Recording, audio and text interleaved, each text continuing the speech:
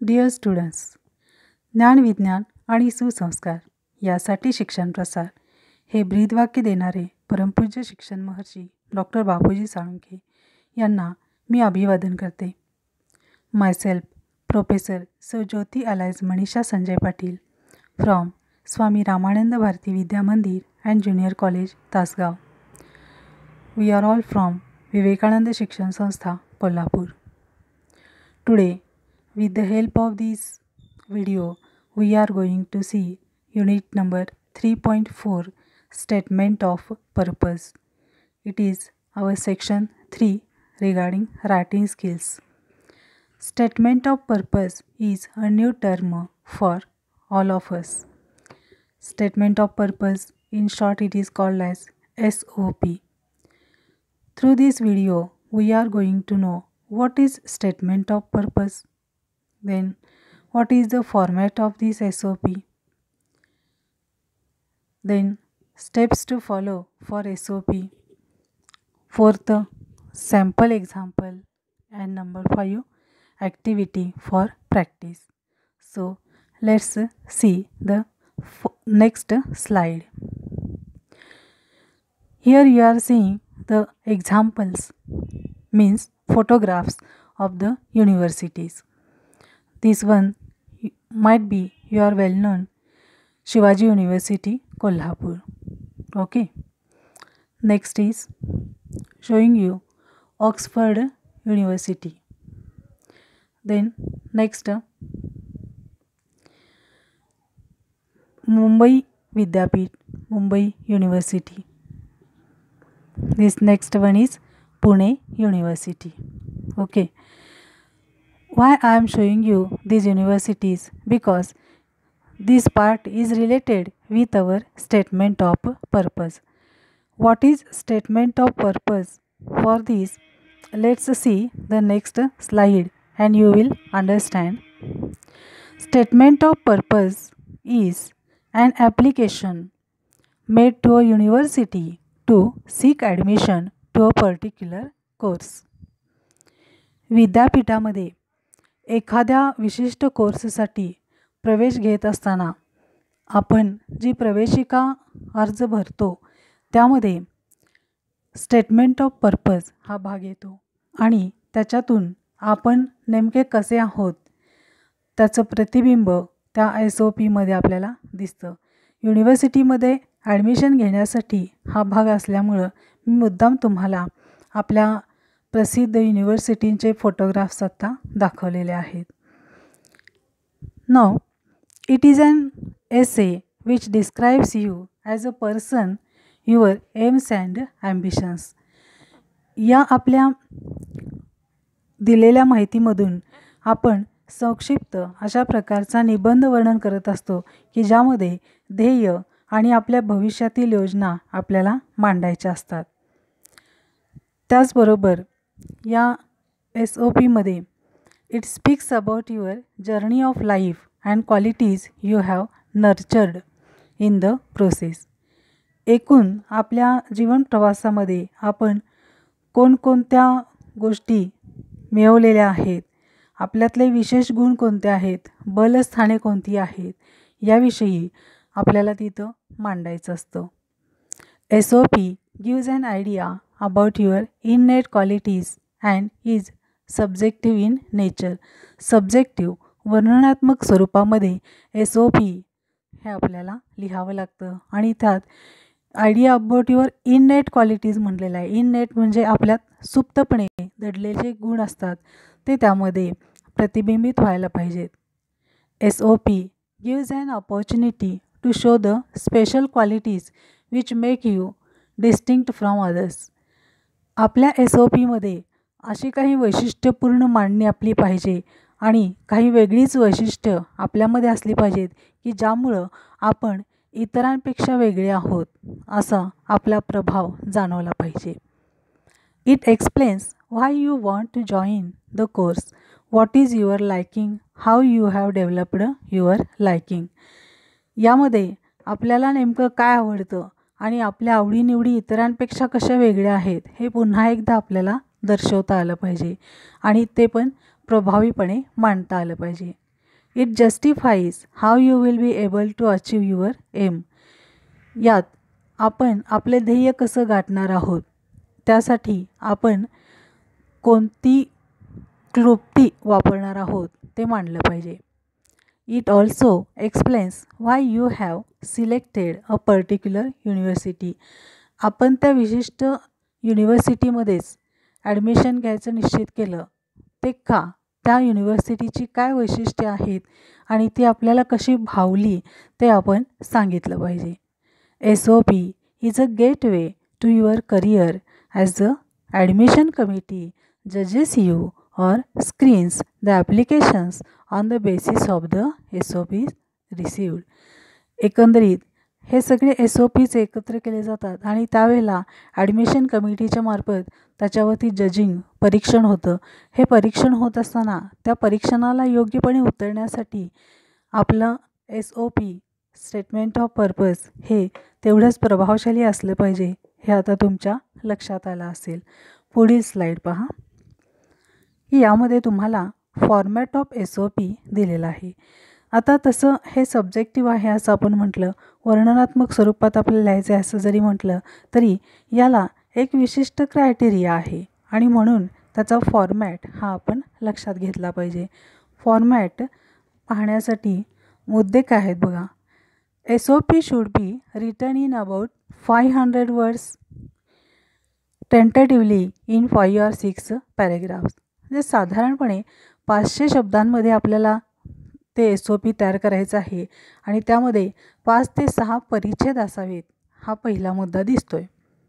दुसरा मुद्दा आहे begin with your introduction, talk about your personal background, your mental makeup and your aim in life. म्हणजेच इथं आपल्याला सुरुवात करताना आपला परिचय द्यायचा आहे, स्वतःची पार्श्वभूमी सांगायची आहे, त्याचबरोबर मानसिक घडण कोणत्या स्वरूपाची आहे, आपल्या जीवनातील ध्येय कोणते आहे याविषयीचं थोडक्यात वर्णन या परिच्छेदामध्ये करायचं आहे. आणि त्यानंतर the second paragraph should speak about why you wish to join this specific programme or course, your area of interest. दुसऱ्या परिच्छेदामध्ये आपण तो विशिष्ट कोर्स का निवडतो आहोत त्याचं कारण लिहिणं आवश्यक ठरतं आणि आपल्या आवडीचं क्षेत्र आणि ह्या कोर्सची निवड यांची योग्य पद्धतीनं आपल्याला सांगड घालता आली पाहिजे ते या परिच्छेदामध्ये. त्यानंतर in the third paragraph write about your qualities that would be helpful or suitable for this career goal or objective. Show how your hobbies and extracurricular activities would be helpful in strengthening your goals. म्हणजे काय बघा, तिसऱ्या परिच्छेदामध्ये तुम्ही स्वतःच्या वैयक्तिक गुणांच्याबद्दल लिहू शकता, ज्यांच्यामुळे संबंधित कोर्ससाठी निवड होण्याच्या दृष्टीने तुम्हाला अधिक पुष्टी मिळू शकते, बळकटी येऊ शकते. त्याचबरोबर तुमचे छंद कोणते आहेत आणि अभ्यासाव्यतिरिक्त तुम्ही भाग घेतलेले उपक्रम कोणते, तुमच्यामध्ये असणारे इतर कलागुण कोणते याविषयी या परिच्छेदामध्ये तुम्हाला मांडणी करायची आहे आणि ते सर्व तुम्हाला ध्येय प्राप्त करण्याच्या प्रवासात कशा पद्धतीने मदत करू शकतात ह्याचा उल्लेख करायचा आहे. त्यानंतर fourth paragraph. In the fourth paragraph mention your experience in this field or any internship or project you have done. You can state something which makes you distinct from the other applicants.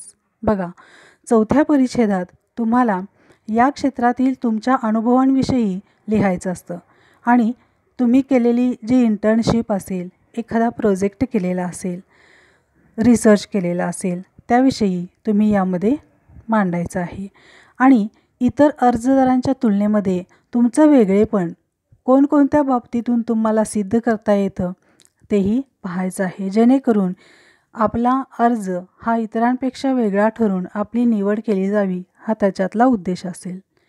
आणि त्यानंतरचा concluding paragraph असेल. Concluding paragraph state how admission to this particular course university would be beneficial to you and how you look at it from a long term career perspective. म्हणजे कसं बघा की या परिच्छेदामध्ये दीर्घकालीन करिअरबद्दल तुमचा दृष्टिकोन काय आहे ते लिहिणं आवश्यक ठरेल. त्या विशिष्ट विद्यापीठात आणि त्या अभ्यासक्रमासाठी प्रवेश मिळणं हे तुमच्यासाठी कसं अतिशय महत्त्वाचं आहे, तुमच्यासाठी कसं ते हितकारक ठरणार आहे, या गोष्टी तुम्ही त्यामध्ये नमूद केल्या पाहिजेत, मांडल्या पाहिजेत. त्यानंतर पुढील स्लाईडमध्ये आपल्याला steps to follow for SOP असं दिसते बघा. आता कोणत्याही बाबतीत काही नियमावली असते, त्या नियमावलीप्रमाणेच इथं पण आपल्याला काय केलं पाहिजे, कोणत्या गोष्टी टाळल्या पाहिजेत, या बाबी विचारात घेणं गरजेचं ठरतं. रायटिंग स्किलच्या दृष्टिकोनातून हे नेहमी महत्त्वाचं असतं, डूज अँड डोंट्स. तर त्यानुसार इथं स्टेप्स कोणत्या आपण फॉलो करायच्यात बघा. त्यामध्ये फर्स्ट स्टेप आहे write the SOP in clear and lucid language. म्हणजे आपण हे SOP लिहित असताना, स्टेटमेंट ऑफ पर्पज लिहित असताना आपली भाषा ही स्पष्ट असली पाहिजे आणि ती समजण्यास सुलभ असली पाहिजे, सोपी असली पाहिजे. दुसरी स्टेप आहे do not make spelling or construction mistakes. तुमच्या लक्षात येते की स्पेलिंग मिस्टेक्स नको आहेत, व्याकरणामधील चुका आपण करायच्या नाही आहेत. तिसरा मुद्दा आहे you should be convincing. Convincing म्हणजे कसं की दुसऱ्याला आपले मुद्दे आपल्याला पटवता आले पाहिजेत, खात्रीपूर्वक पद्धतीनं ते सांगता आले पाहिजेत, ठामपणे मांडता आले पाहिजेत. त्यानंतर show determination in your career.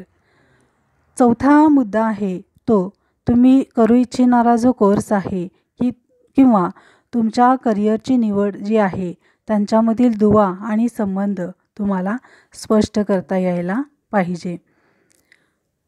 त्याच्यानंतर your purpose of choosing this particular course and university should be in according with your career असं म्हटलेलं आहे. इथं आपण नेमकं आपल्याला काय पाहिजे आहे, त्या युनिव्हर्सिटीमधूनच तो कोर्स आपण का करतो आहोत याच्या संदर्भामध्ये व्यवस्थितपणे अगदी निवडक अशा पद्धतीनं सांगितलं पाहिजे. Your personality is reflected through this. त्याचबरोबर आपलं व्यक्तिमत्व आपल्याला प्रभावीपणे मांडता आलं पाहिजे. आपल्यातले गुण, आपले जीवन अनुभव हे सर्व काही प्रभावीपणे मांडतच आपण आपल्या अर्जाला एक वेगळी उंची आणि परिमाण प्राप्त करून दिलं पाहिजे. अशा रीतीनं यामध्ये आपण आपलं व्यक्तिमत्व प्रभावीपणे मांडू शकता. Highlight your qualities, life experiences in such a way that your application should stand out from the rest. आता इथं काय म्हटलं आहे की आपण स्पष्ट आणि पारदर्शक राहिलं पाहिजे. अर्ज पडताळणाऱ्या कमिटीमध्ये अत्यंत अनुभवी असे लोक असतात, तज्ज्ञ लोक असतात. त्यामुळं आपल्या लेखनामध्ये कोणतीही संदिग्धता असता कामा नये आणि जर का चुकूनही असं घडलं तर ते आपल्यासाठी प्रतिकूल ठरू शकतं. म्हणून आपण ठामपणे, प्रभावीपणे आपलं मत मांडलं पाहिजे आणि हे सगळे मुद्दे आपण काळजीपूर्वक पार पाडले पाहिजेत कोणतंही SOP तयार करताना. पुढील स्लाईड बघा. पुढील स्लाईडमध्ये आपणाला एक सॅम्पल एक्झाम्पल दाखवलेला आहे. सॅम्पल एक्झाम्पलमध्ये जो इथं तुमच्यासमोर ॲक्टिव्हिटी म्हणून दिलेला आहे ना, तर तो आपल्या पुस्तकामधीलच आहे आणि पुस्तकात आपणाला ही ॲक्टिव्हिटी आढळते ती पेज नंबर 158 इथं आढळते. तुम्ही तुमच्या पुस्तकातून ही खात्री करू शकता. त्यामध्ये ॲक्टिव्हिटी 5मधील फर्स्ट नंबर आहे, त्याच्या अनुषंगानं ही ॲक्टिव्हिटी इथं तुमच्यासमोर मांडलेली आहे आणि ही ॲक्टिव्हिटी तुम्हाला इथं मी सॉल्व करून दाखवलेली आहे. तर ती सॉल्व करताना या पहिल्या चौकटीत फक्त तुम्हाला ती ॲक्टिव्हिटी काय आहे ती मांडलेली आहे आणि स्टेटमेंट ऑफ पर्पज बिझनेस म्हटले ना, इथं तुम्हाला ते एक्झाम्पल क्लिअर करून दाखवलेलं आहे. तर यामध्ये तुम्ही पाहत आहात इथला जो विद्यार्थी आहे जो SOP तयार करतोय त्याचं फॅमिली बॅकग्राऊंड हे बिझनेसचं आहे आणि म्हणून बिझनेस ओरिएंटेड प्रकारचा कोर्स त्याला घ्यायचा आहे. आणि त्याच्यामध्ये कोणकोणत्या हॉबीज आहेत याचं चित्रण तो करतो आणि त्यानं याच्या आधी कोणत्या स्वरूपामध्ये कॉलेजमध्ये असताना किंवा शाळेमध्ये असताना एखाद्या पद्धतीचा बिझनेस करून प्रॉफिट केलं होतं त्याचं उदाहरण तो सांगतो आहे. या पद्धतीनं हे एक्झाम्पल आपल्याला सॉल्व करायचं आहे. तर ते पॉईंट्स जे दिलेले आहेत त्यांचा उपयोग करून इथं मी हे एक्झाम्पल तुमच्यासाठी तयार केलेलं आहे. पहा, it is the truth that success usually comes to those who are too busy to be looking for it. असं पहिल्यांदा विधान केलं आहे. म्हणजे प्रभावी अशा प्रकारचं एखादं वाक्य आपण कोटेशन इथं देऊ शकता आणि मग आपली माहिती सांगू शकता. जसे की तिथं आपल्याला पॉईंट्स दिलेले आहे त्याचा उपयोग करून, myself belong to a business family. It's my responsibility to carry forward my family business in future. I am looking for the reputed university that provides good courses for business studies. आपला purpose आपण इथं स्पष्ट केला. त्यानंतर परिच्छेद बदललेला आहे. Myself is always surrounded by the business dealings and essential process at my home. My father is a business person. Moreover, he involved me in many activities of his business so that I should get the knowledge of what precautions we should have to take to become successful. आपल्याला आपल्या कुटुंबातल्या वातावरणामध्येच आपल्या वडिलांच्याकडून कोणत्या पद्धतीनं व्यावसायिक गुणवत्ता प्राप्त होते आहे त्याचा आढावा आपण इथं घेतलेला आहे. त्यानंतर पुन्हा परिच्छेद बदलला आहे. In my junior college, I have selected for commerce. I scored well in my standard 10th board examination. I made profit in the stall which I had put up in the business fair organized by school. हे उदाहरण आपण दिलेलं आहे. तर junior कॉलेजमध्ये असताना आपण commerce ही stream निवडलेली होती, म्हणजे व्यवसायाशी निगडीत, हे आपण मुद्दाम सांगितलं. त्यानंतर 10वीमध्ये असतानाही बोर्ड एक्झामला आपण चांगलं स्कोरिंग केलं आहे, आपली गुणवत्ता दाखवण्याचा आपण प्रयत्न केला. त्याचबरोबर आपण शालेय जीवनामध्ये ज्या वेळेला फेअर असतात त्यामध्ये भाग घेतलेला होता आणि स्टॉलमध्ये आपण कसं प्रॉफिट मिळवलं होतं आणि बिझनेसची छोटीशी झलक त्याच्यातून कशी दिसून येते हे उदाहरण आपण सांगितलं. त्यानंतर पुढील पानावरती हा पार्ट बघा काय आहे. Doing a business is a specific skill. It requires many qualities like endurance, perception, market positions, strategies, and hard work. I expect to develop my career in business field. For that purpose, I am searching a lot of techniques and work procedures through various books and internet. I am confident to be successful in business field. तर एकंदरीत व्यवसाय करणं हे एक वैशिष्ट्यपूर्ण असणारं कौशल्य आहे, स्पेसिफिक स्किल आहे असं आपण म्हटलं. आणि त्यामध्ये आपल्याला एन्ड्युरन्स पाहिजे, सहनशीलता पाहिजे, परसेप्शन पाहिजे, आपल्याकडं काम करण्याची हिंमत पाहिजे, ताकद पाहिजे, चिकाटीपणा पाहिजे. त्यानंतर मार्केट पोझिशन्स, एकूण व्यापारी दृष्टिकोनातून बाजारपेठेची काय अवस्था आहे ते आपल्याला माहिती पाहिजे. स्ट्रॅटेजीज अँड हार्डवर्क, व्यापार करण्याच्या ज्या वेगवेगळ्या युक्त्या आहेत त्या आपण जाणून घेतल्या पाहिजेत आणि कठोर परिश्रम केले पाहिजेत. या सगळ्या गोष्टी आपल्याला आवश्यक ठरतात आणि याच्यातून आपण बिझनेस फील्डमध्ये आपलं करिअर डेव्हलप करायचं ठरवलेलं आहे असं आपण इथं म्हणतो. तेव्हा त्या उद्देशानंच I am searching a lot of techniques and work procedures असं आपण इथं म्हटलेलं आहे. आणि ते मिळवण्यासाठी म्हणून आपण अनेक पुस्तकं त्याचबरोबर इंटरनेटचा सहाय्य घेतो, आधार घेतो आणि या सगळ्याच्या आधारे आपण बिझनेस फील्डमध्ये सक्सेसफुल होणार असा ठाम विश्वास किंवा निर्धार आपण व्यक्त करतो. आणि मग आपण या कन्क्लुडिंग पॅरेग्राफमध्ये सांगतो, definitely I am confident that I will be able to achieve my goal if I get admission in your reputed university as you are providing special features and courses for the business field. आणि इथं आपण आपल्यातला ठाम आत्मविश्वास निर्धारपूर्वक व्यक्त करतो आणि आपण आपलं ध्येय गाठणारच हे आपण कबूल करतो.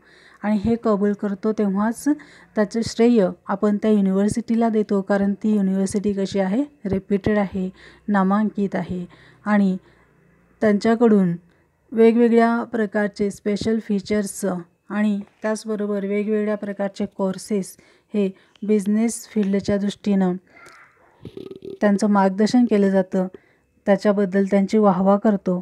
आणि हे सगळं वाचल्यानंतर ती कमिटी आपला हा अर्ज नक्कीच सिलेक्ट करणार असं आपल्याला दिसून येतं. या पद्धतीनं हे एक एक्झाम्पल मी तुमच्यासमोर मांडलेलं आहे.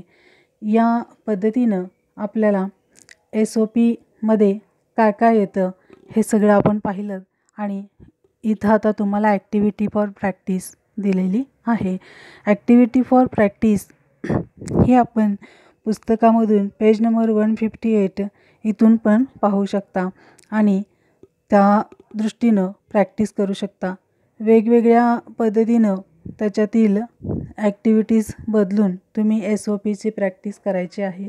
वेगवेगळे फील्ड्स निवडायचे, वर्क ऑफ जॉब निवडायचे आणि मग SOP तयार करायचे. या स्वरूपामध्ये स्टेटमेंट ऑफ पर्पज हा मुद्दा आपल्याला क्लिअर झाला असेल असं मी समजते. Okay, thank you.